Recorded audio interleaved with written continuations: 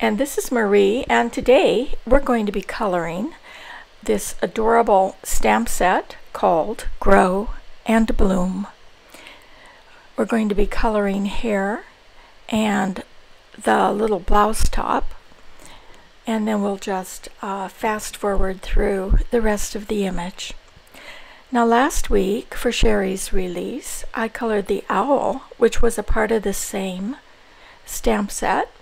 Isn't he cute? I just added my own little branch and background. And the week before I did a tutorial on the pillow box using the owl. You may wonder where to start with this hair, but Sherri Baldy has given us a clue on where to start by drawing in some of our lines for us, and we're going to map those for our shadow at this time. We're using an E4-2 just to map. It's light and we can change it if we don't like it.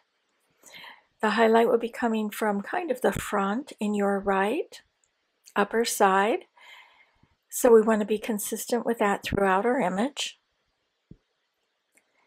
And we're just mapping the area that would be set behind that highlight. You'll see a lot of like hills and valleys with this hair. So the valley will be the area in which we'll have the darker color. Now we're going to go ahead and lay down our shadow, our E4-7. It's one of our shadow areas. And we're just putting it directly on top of our area that we have mapped. Again, this is the areas that are being obscured. They're not getting the direct sunlight. And Sherri has marked those for us. And now we're going to put down one of our lighter shadows, our E44 or our mid-tone, one of them. And we're putting it just directly, flicking a little on top and behind our previous shadow. Just blending that out so it's nice and smooth. And then we're going to go back in and darken that shadow a little more with an E47.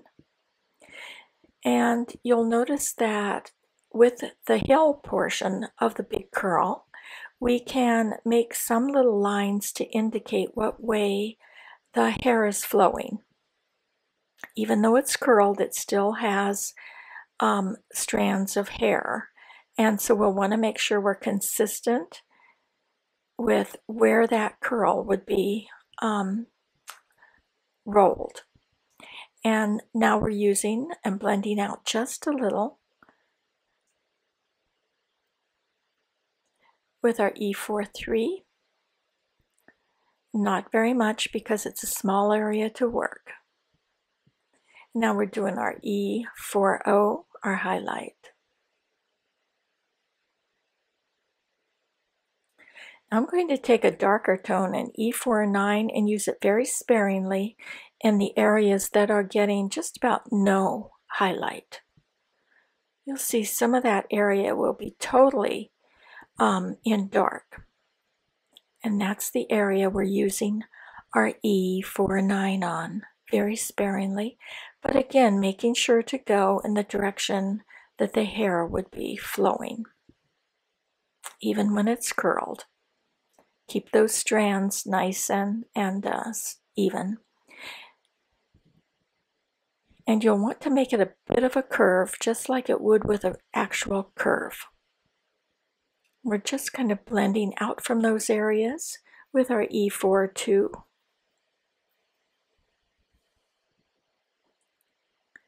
Now I want to darken just a little more with an E4-7. Some of these strands of hair. And we're going to go on now to the blouse. Now on our blouse, I see these little lines that Sherri has drawn for us as kind of puffy. And we'll want to make sure that we stay consistent with our light source, which is coming again from your upper right hand side. So we're going to be using our RV66 and applying it just very lightly with the tip of your brush, very light, in the areas that will not be getting highlight, like just barely next to the arm and in the creases. Each little panel on its left-hand side would be in shadow.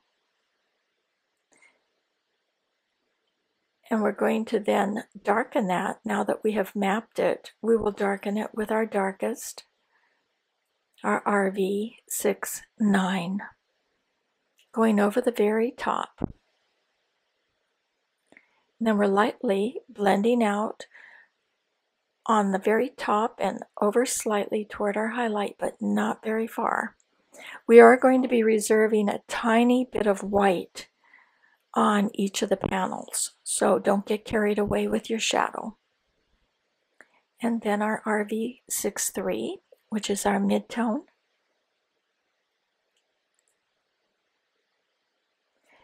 And then our RV10, just over the top of that and out toward your highlight, reserving a little bit of white.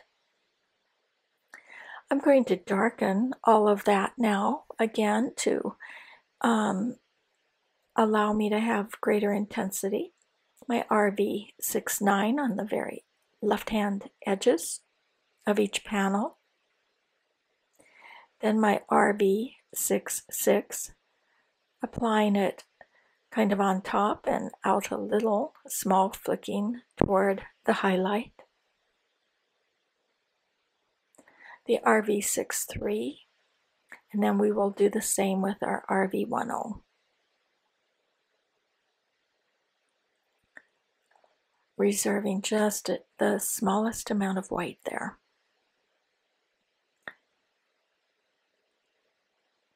I'm going to be coloring the rest of her little top, and it will be, the straps, especially in front, will be on top, so we're going to keep that very super light. And now we're just going to speed color for the rest of this image, and you can join me if you like.